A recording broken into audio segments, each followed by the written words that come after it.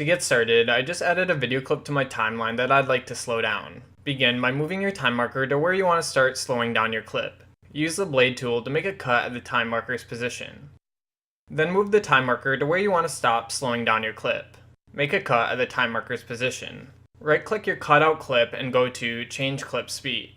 Just drag the speed's value to the left to slow it down or enter the speed you want manually. Check the ripple sequence settings so that the trailing clip makes room for the new duration of your slowed down clip. And you also might want to turn off the pitch correction setting because it might make your audio sound strange. Alright, and now when I play this back, my video slows down at the cut and then speeds back up again at the second cut. Okay, and that's it for this tutorial. Thanks for watching and see you next time.